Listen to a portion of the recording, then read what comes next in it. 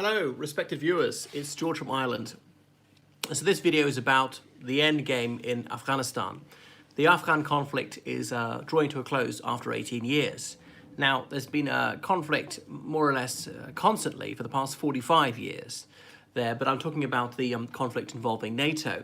So the United States has been drawing its troops down for several years, even the last couple of years, the Obama administration. And Trump, remember, one of his campaign pledges was to pull out of Afghanistan forthwith. And 2.5 years through his presidency, he still hasn't fulfilled that. The Taliban has been openly negotiating with the Afghan government, and the Afghan government have been meeting them with the blessing of the United States. They've been meeting in Doha a lot of that time. So the President Ashraf Ghani of Afghanistan was having his parley with the Taliban. The Taliban were about to send a delegation to Camp David in the United States. So what happened to all these people who believed in the war on terror, particularly the Republican Party, of fighting to the finish, of infinite justice, of enduring freedom, of absolutely extirpating the enemy, of killing every single last Talib and Al-Qaeda member and so on? Well, they've obviously thrown in the towel on that one, and it's been an ignominious defeat for the United States and other NATO countries. But what a stark contrast this is to the Bush administration. George W. Bush had set his face like flint against ever talking to the Taliban. So the United Kingdom has more or less withdrawn. Other NATO countries have got a negligible number of troops in Afghanistan. They got token forces there simply to shore up their rather shaky alliance with the United States. But then Trump, at the last moment, in his typical fit of pique, he cancelled these talks with the Taliban. Why? They acknowledged they'd killed an American soldier a few days ago. But, well, what would you expect? The conflict is ongoing, right? So when you're fighting people, you try and kill their guys, they try and kill yours. That's the way it works. Obviously, I hold no brief for the Taliban. They're vile. But this would be a reason to end the conflict, wouldn't it? I mean, the United States kills Taliban fighters all the time. Not that there's any moral equivalency here, because obviously the United States is fighting legally, has mostly obeys its laws, has some ethics around rules of engagement. The Taliban don't do that at all. Bad and all as the US government is, I'd rather be ruled by the US government than the Taliban any day. But the Taliban could say, well, you killed some of our people in a drone strike a few days ago, so we're not going to speak to you, which would be moronic. On that basis, you'd never end the conflict. And until there's an actual truce, both sides, of course, are going to be killing each other. So the liar-in-chief has scuppered a chance for peace, and it may not come back that soon, because the Taliban, their sense that time is on their side. They're winning. Okay, Uncle Sam is going to go home with his tail between his legs, because they know that the Americans don't have staying power. The public has an attention span of about 5 minutes. And somehow the United States has managed to stay there for 18 years and is going to go home with little glory. Anyway, Trump has openly mused about terminating the Atlantic Alliance, which is why the European NATO countries were desperate to suck up to him. That's what they're giving him, succor in Afghanistan. Now, Trump, absolute moron, twat, whatever, egomaniac you may call him, but he is right about one thing, is that European NATO countries don't pull their weight militarily, don't spend enough on their armed forces. The United Kingdom is about the only one which meets the 2% target. Even then, the British Army is puny, a shadow of its former self, only 80,000 soldiers. The borrowers, they're called in Afghanistan, so often having to use US equipment, not having enough helicopters and everything else. So European countries prefer to spend money on generous welfare systems and free of charge higher education. And that's only affordable because obviously the United States is paying the security price. But what would explain this American liberality? Because giving other people a free lunch is really anathema to many Americans. Certainly Republicans would spit blood at the idea of something for nothing. Well, it's because they want to, because the military-industrial complex, which I've explained in other videos, the United States spends 6% of its GDP on the military, not 2%, which is the NATO target. If the US had reduced it to 2%, reduced it to the NATO target, that would free up a staggering amount of money to spend on welfare programs, or you could cut taxes, you could pay off the deficit, a combination of all these things. Just over half the budget spent on the military in the United States, and the Democrats and Republicans are arguing over about 2% of the military budget, how much to increase it by. But anyway, there have been a number of international conferences held on bringing the Afghan conflict to a close, and one was held in Moscow last year. Afghan government, the Taliban were there, as well as other interested parties, Pakistan, Iran, China, and so forth. So the relationship between the Afghan government and the Taliban might almost have been called good, despite this conflict.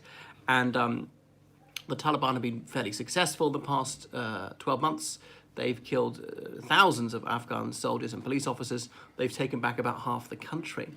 So they're poised to take Kabul at this rate in about a year, unless something drastic changes. But anyway, it might make the Afghan government ask, or some of this, oh, what the hell are we fighting for? We're on a hiding to nothing. The United States is going to leave us in the lurch, just like they did the South Vietnamese. Why do we have all these foreigners fighting in Afghanistan? And some outside parties have an interest in maintaining the conflict, it would seem to some. Anyway, the trouble about this is different countries want different things for Afghanistan. Okay, Pakistan, their neighbor to the immediate east, they want Afghanistan to be little more than a satrapy of Islamabad, to be under their thumb. Pakistani territory in all but formal designation. And they largely had their way in the 90s. Remember, they recognized the Taliban, partly for ethno-linguistic reasons. The northwest frontier province of Pakistan, or is now called the Khyber Pakhtunkhwa, the people there speaking Pashto, the same language as many people in Afghanistan speak, the western half of Afghanistan anyway. And the Durand Line is the frontier between Afghanistan and Pakistan, named after the British colonial administrator, Mr. Durand, who drew it in the 19th century. But it's a porous border, and people are often literally cousins on the other side of the border, going back and forth between them.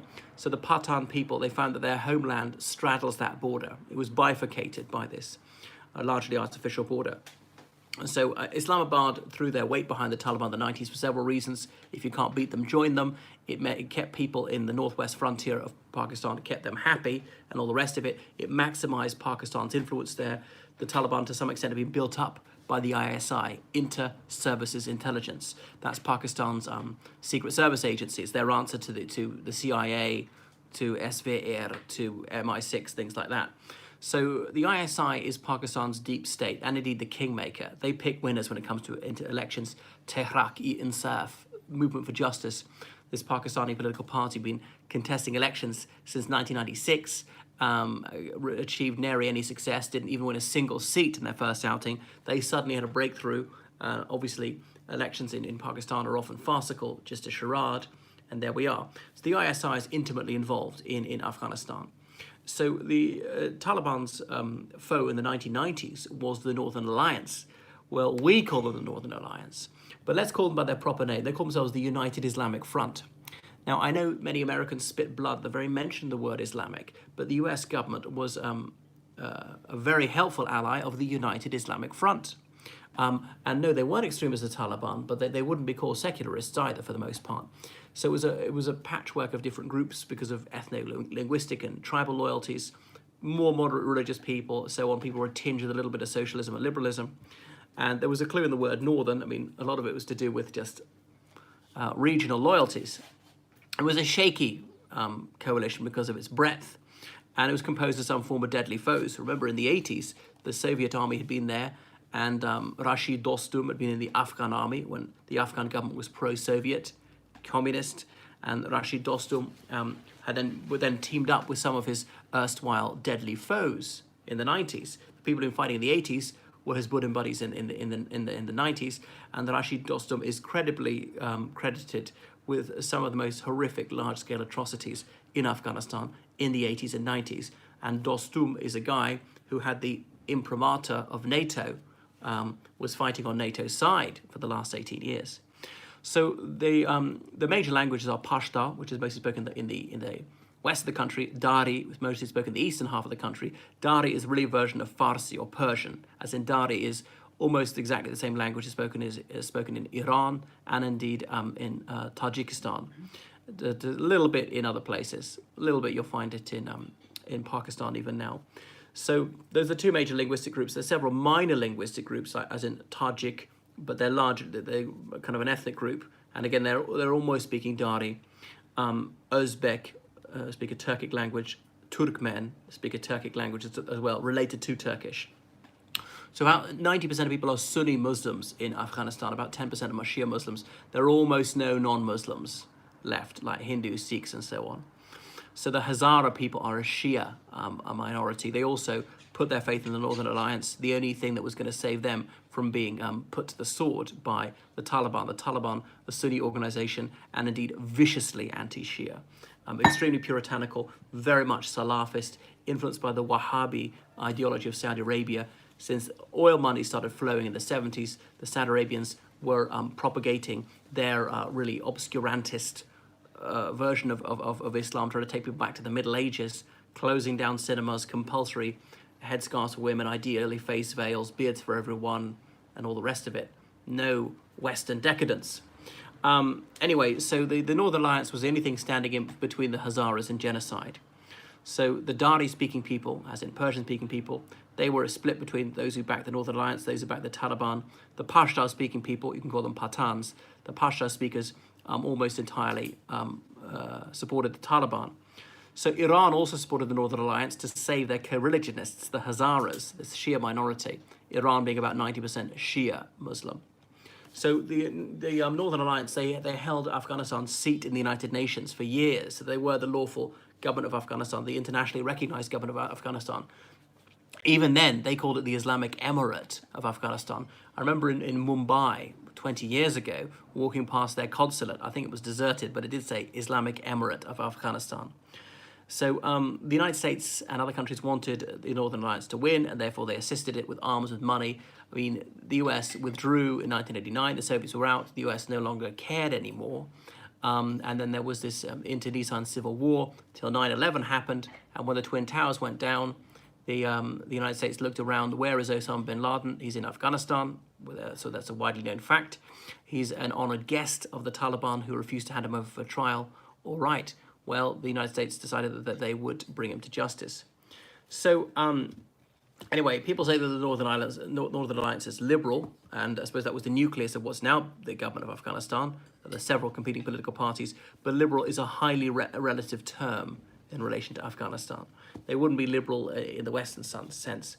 For example, in Afghanistan, it's still punishable by death to apostate, as in to turn away from Islam. So anyway, the United States has given billions of dollars of military aid to Pakistan in the years of America's Afghan adventure. And one of the few decisions I have to applaud Donald Trump for is cutting that off, because Pakistan was not playing ball. They would grudgingly give as little help to the United States as they could get away with in return for that military aid to keep flowing. Now, to some extent, this was Dane Gell from the United States. We've got to pay the Pakistanis or else they'll back the Taliban even more. They could cause a lot more trouble for us. Pakistan is a nuclear-armed state, has to be taken seriously. But Washington was well aware of the help that certainly elements in the Pakistani military establishment were giving to the Taliban. Were these rogue elements? Was it with the blessing of the president? It's unclear. The ISI, they furnished the Taliban with arms and intelligence.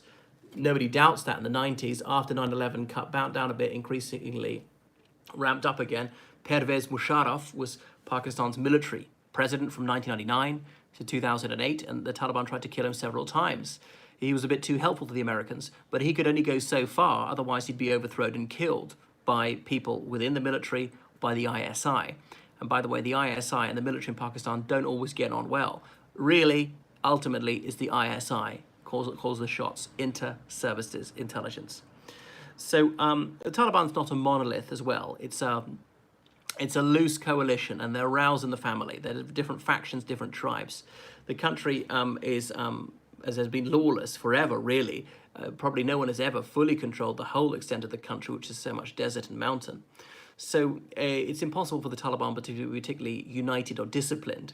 So even if the central leadership of the Taliban calls a truce, yeah, Trump invited the Taliban to Camp David this week and cancelled it. He announced it on his tweet. Yes, Carla Rutherford, just typical for him. I was mentioning that earlier in the broadcast. So the Taliban's central leadership has a limited ability to control its men. So local and familial loyalties are so much more potent than any obedience to central authority. So the situation is immensely complex and very fluid. So as I was saying, after 9/11, the Pakistanis grudgingly helped NATO as little as they could get away with. So Pervez Musharraf did it because Colin Powell, the US Secretary of State, said, if you don't do it, you'll be bombed back to the Stone Age. The United States was absolutely furious and was lusting for vengeance. So Uncle Sam was in no mood to be reasoned with. So the Pakistanis would occasionally arrest an Afghani Talib and hand him over to the CIA, knowing that he would be treated at their tender mercies in Guantanamo Bay. The Pakistanis wouldn't arrest Pakistani Taliban guys. Even some Afghan Talibs were allowed to escape from courthouses and things. Anyway, so the Pakistanis were playing a double game. You should see about a documentary about it called Pakistan's Double Game. So anyway, the head of the ISA, Hamid Gul, he said on television that the ISI, the Pakistanis, were the brothers of the Taliban. And they were helping these headbangers. They were even directing their attacks on the US military. So Pakistan has occasionally deconflicted zones to allow US drone strikes in the Khyber Pakhtunkhwa on Taliban bases. So it might be we'll allow on this faction, not on that faction, and one particular Taliban faction is attacking Pakistan, killing civilians, setting off bombs. That notorious attack at an army school, shooting dead over 100 children. So that's why Pakistan would do this. Anyway, so Pakistanis are sometimes content for a particular Taliban faction or clan to be decimated. So the Pakistani Taliban has committed countless crimes in Pakistan. It's a very violent country. It's got a very high murder rate. Often that they're killing Shia people or other non-Muslims or things like that, or even Sunni Muslims who they feel are too moderate. Anyway, India has developed a cordial relationship with Afghanistan, and they're the ones who really want to see peace and prosperity in Afghanistan, a trade partner, but possibly an ally against Pakistan. Go back to the 1980s when India recognized the Afghan government, as in it was a communist government. The Republic of India recognized it. India wasn't communist, but had sympathies in that direction. They were pinkos, I suppose. There were some Afghan expatriates in India and vice versa. The Sikhs in India wanted the Sikhs in Afghanistan to be looked after. Pakistan took that very badly. They didn't want encirclement. India's their enemy to their east. They didn't want an enemy to their west. So what if Afghanistan forms a military alliance, invites Indian troops into Afghanistan? The Pakistanis won't like that one bit. So anyway, Afghanistan desperately needs security assistance against the Taliban and indeed against Pakistan. So India would like to see a democratic and affluent Afghanistan. Afghanistan's never going to be very rich. It completely lacks natural resources, no minerals, a lot of illiteracy, infrastructure in a very parlous state, and all the rest of it, and almost non-stop conflict. But Pakistan would like the opposite, just wants to see it as an adjunct of Pakistan. So what would be a brighter future for Afghanistan? To become a thriving secular democracy like India, or to become this dystopian Islamist military dictatorship like Pakistan? And okay, they do have elections, but really everybody knows they're under the thumb of the ISI, the elected government in Pakistan. They're not really elected. And just trying to think of the Prime Minister of Pakistan, his name. How on earth has it escaped me? The guy's married to Jemima Khan. It'll come back to me. Anyway, this Mr. Khan, Imran Khan, he openly supports the death penalty for those who turn away from Islam, a fact that's not widely known in the West. He's seen as such a nice guy. He was a cricket captain, all the rest of it. He's Oxford-educated gent, but actually he advocates for a barbaric policy, and it's implemented. Not that many of them are executed for blasphemy or whatever, but they're often murdered in prison by other prisoners. So there's no question who wins the beauty contest between India and Pakistan. I mean, literally, Pakistan doesn't have beauty contests. India's got supermodels. So in India, there are women's rights. I know India's got its flaws, but there's no question which is a free or a happier country where you could get a fair trial, where there's freedom of expression. I know Narendra Modi has curtailed it somewhat, but it's a far happier situation than pertains in Pakistan.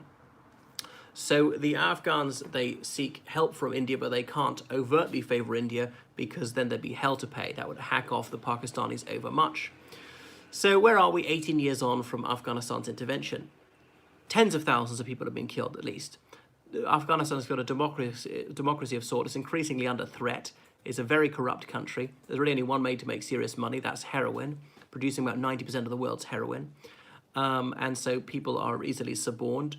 And you could be a farmer making whatever, a few $100s a year, growing ordinary crops, or a few thousand if you grow heroin. Really, it's a no-brainer. Why wouldn't you? Would you honestly be so self-sacrificing because you care about addicts? in the West? I don't think so.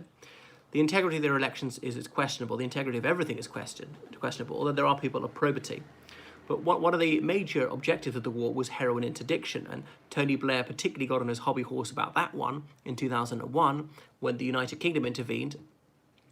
Anyway, for centuries, Afghanistan has been the primary producer of heroin in the world. So this key goal of liberation was, as I say, was to stop heroin production, and it's been an ignominious failure. NATO's campaign has caused just massive blowback in that regard. The Taliban, they forbade the production of heroin, and they mercilessly enforced this edict because they're particularly brutal. A sad recap of a sick and twisted symbiotic relationships between all the countries involved. No treaty or peace plan is worth the paper it's written on in this quagmire. Well, I have a feeling you're right, actually, because whatever could be agreed, and then the Taliban could break it. And are you going to go back in, Uncle Sam? Is any Western country going to go back in? I don't think so. Having extricated themselves from this mess, I think Westerners will be very chary about getting involved once again.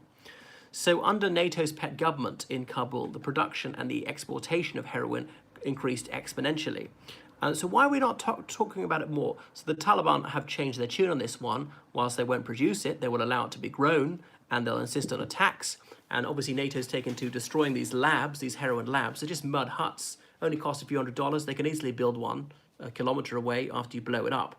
So it's really just fighting an unwinnable war. It's part of the war on drugs more broadly. Given the Afghan history, it seems doubtful the tribal system will be changed anytime soon. I think you're right. Now, I know with urbanization, it has broken down a little bit, but yeah, it's not about to disappear. It's deeply ingrained in their culture. In most Muslim countries, family is everything. As one of my friends who's very widely traveled in the Islamic world said, the fundamental difference is they perceive someone as being a member of a family and not an individual. And that family has a high status, a low status, a middling status, or they're an ally, or they're an enemy, or something like that. And so that is why you get a complete nincompoop who's put in a key position, or indeed a very bright, diligent sort of person who deserves promotion and doesn't get it. And they seem to be quite Manichaean. They really either love you or hate you. They don't do Mr. In-Between very much. Anyway, there's been progress in Afghanistan. It's not all been doom and gloom, despite the NATO intervention. In areas under governmental control, literacy has increased a lot. It had one of the lowest literacy rates in the world, particularly for women. So things have improved dramatically for females. There is a free media. Women show their faces on the television. They don't have to wear headscarves they don't want. People have got freedom in their personal lives. And that's that. And there has been some prosperity that the infrastructure has improved a little bit. But the Taliban has retaken some of the areas under the Trump presidency in particular. So America is losing. Why isn't that talked about more in the American media? We are winning this conflict. So what we're going to do, pull out immediately, commit more deeply. It's a defeat, and that's Trump's defeat. When Obama left office, the situation was all right. The Afghan government controlled at least 3/4 of the country. Wasn't being pushed back. Now they are being pushed back. Obama hadn't won the war, but nor had he lost it. So many of the gains made over the past 18 years have been rolled back in recent months in districts which have fallen under the boot of the Taliban. So in recent months, NATO has killed more civilians than the Taliban. Now, I know NATO's got more heavy weaponry, but they're not discriminating enough with these drone strikes. We know that Trump is bereft of all humanitarian feelings. He really has no compassion, although he feels very sorry for himself and is such a crybaby if anybody says boo to him. So again, this is a crucial story which just doesn't appear in the Western mainstream media. I suppose we've reached Afghanistan fatigue. People are just saturated with it, okay? We've had a surfeit of stories about that country, and we just stopped listening. So Trump's obviously got one eye on the re-election, and he doesn't give a damn about what happens to Afghanistan. Remember, he vowed to withdraw from Afghanistan immediately on becoming president, and he has reneged on that pledge like so many others. So he's mindful that this broken promise may be thrown back at him in November 2020. So one of the reasons he's inclined to withdraw before that date is so he can say, well, I've fulfilled my pledge, better late than never. Some floating voters might forgive him for not withdrawing on schedule. Well, at least he did it. So after 9/11, the United States invoked the charter, or that article of the NATO Charter, which said when one country is attacked, one NATO member is attacked, all NATO members are obliged to come to their aid. So that's why NATO countries dutifully dispatched troops to Afghanistan to battle alongside their American confrères. And that was that. So 18 years on, several thousand NATO troops have been killed, most of Americans. Tens of thousands of Afghan soldiers have been killed, tens of thousands of Taliban, tens of thousands of civilians. Hundreds of billions of dollars have been poured into the desert of Afghanistan. For what? To hand Afghanistan back to the Taliban? To end up right back where we started? To some extent, yes. Now, I suppose the Taliban have moderated a little bit. Maybe the US have been clever and the sort of leaders have been taking out. I've spoken to someone who's a soldier there years ago and said there's some guys in the Taliban who are reconcilable and don't imagine the Afghan government are blameless.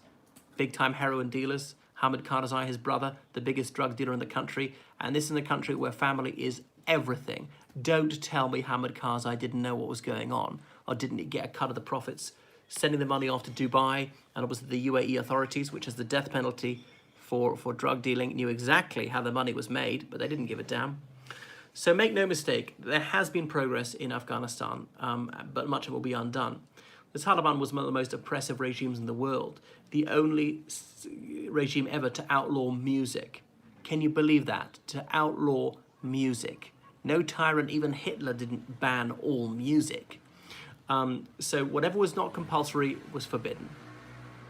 So men obliged to wear beards, women's face was not to be seen in the public. And remember the Taliban's misogynistic dictum, a woman's place is either in a family's house or in the graveyard.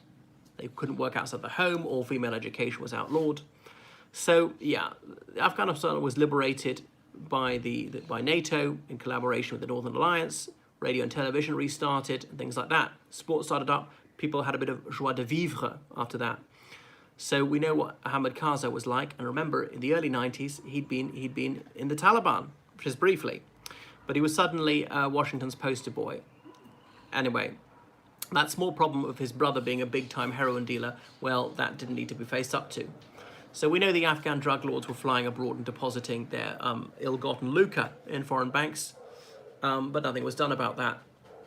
As I say, Afghanistan's got only one export, and it's not microchips. So if drugs were legalized, the Taliban would lose 90% of their funding.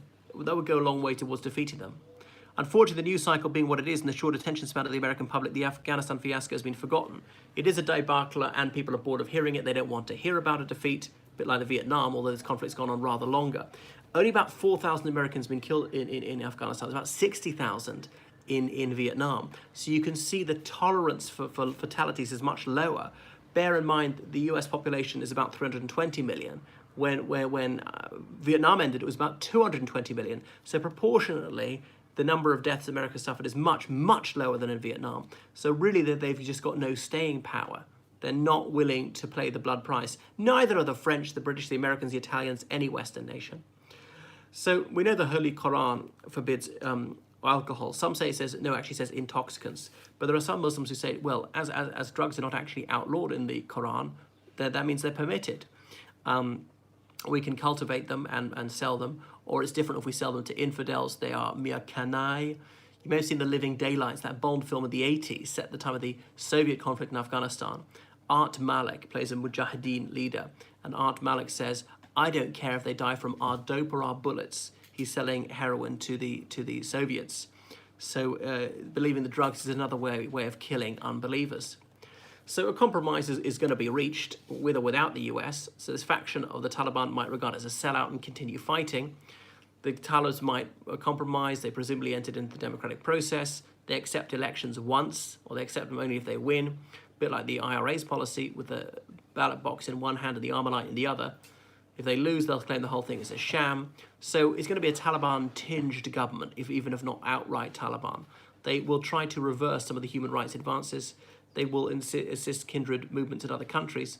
The Pakistani Taliban, they will be encouraged by the victory of their brothers in arms in Afghanistan. They are cousins, they are spiritual cousins, even though not literal ones. Remember, Pakistan and Afghanistan share a long border. So with the Taliban safely ensconced in their cozy offices in Kabul, that will mean that Islamabad's hold over the tribal areas, over their border with Afghanistan, will be enfeebled even further. So Islamabad's response will come full circle. They'll go back to where they were 20 years ago, recognizing this sort of Taliban government and trying to build up a cordial relationship with it. And so the rise of such pro-Taliban sentiment is probably a part of the explanation for the recrudescence of conflict in Jammu and Kashmir, that area disputed between India and Pakistan. So Islamabad would like to see Afghanistan as really as an extension of itself. They may not achieve that, but they'll come quite close. So it's a grim outlook for women. The prospects for liberals are not good, and so women will probably be deprived of equality. Showing one's face will be more than your life's worth in some places there. Freedom of expression is actually absolute anathema to the Taliban. But the Taliban has evolved and perhaps is not as regressive or cruel as it once was, still bad. So TAPI is being built, the Turkmenistan, Afghanistan, Pakistan, India pipeline, this gas pipeline from Turkmenistan. And so the Taliban have allowed it to go through their territory, presumably they've been paid off to do so. So all 4 countries along the route are going to benefit financially. So people are only investing it because they think that the peace is probable. There's a certain amount of war weariness. So nearby lands would like to ensure peace and stability. As NATO disengages, other countries may step in, probably not militarily. China, Russia back this side of that. I've read how the Russians are actually covertly assisting the Taliban. Anything that hurts NATO is good for them, that demoralizes NATO, that splits the alliance, that bogs NATO down. Trouble is, when NATO pulls out, it'll have more freedom of action in other spheres. So anyway, these people would like, the Chinese and Russians like to see, I suppose, a prosperous, peaceful Afghanistan, one that really coincides with their interests. They don't want it spreading conflict into former Soviet Central Asia, into China, Xinjiang. And obviously it's the height of cynicism for the Russian government to back the Taliban, considering they were saying how they were devilish. And of course, they'll call anybody an Islamic extremist. They're supposedly battling against Islamic extremism, despite having a Shariat state in Russia called Chechnya. And the Chinese government obviously viciously oppresses the Uyghur ethnic minority in Xinjiang, locking 1 million of them up, 1 million people locked up without charge in re-education camps, racist discrimination, being very bigoted towards Muslims, and yet being very friendly with the Taliban. So 18 years on, we're almost right back where we started, and remarkably little headway has been made, not many lasting gains. Most of these gains are jeopardized by the Taliban probably getting a seat at the government table. So after these tens of thousands of deaths, we've got to ask, was it worth it? Could it have been achieved a better way? A few things we have achieved, maybe just the price was too high. Should Obama have pulled out immediately when he became president? Maybe. We'd probably be then where we are now. The only difference is tens of thousands of people would be alive who've since been killed. The US would have saved itself an absolute fortune. So there we are. The conflict is going to largely end. It'll rumble on a little bit in the provinces, I suspect. Trump, he may not want to sign this peace agreement because it'll look humiliating for him. He will have been a loser. He's the first American president to lose a war since Vietnam, even though that was a war. Similar situation. The Paris Peace Accords, the US withdrew. The North Vietnamese started to break the deal. Nixon wanted to go back in, but Congress wouldn't let him. They wouldn't fund it. So it's an ignominious defeat on Trump's watch. Trump is a loser. Trump has led the United States to defeat. He could have fully committed. He could have had a surge and fought to the finish. Don't send tens of thousands, send hundreds of thousands. Spend whatever it takes. He could have withdrawn immediately. There would have been some gain in immediately withdrawing. Would have saved a lot of lives. But what he's done is somewhere in between. He's been flip-flopper. He's been wishy-washy. And yet again, Trump is a loser.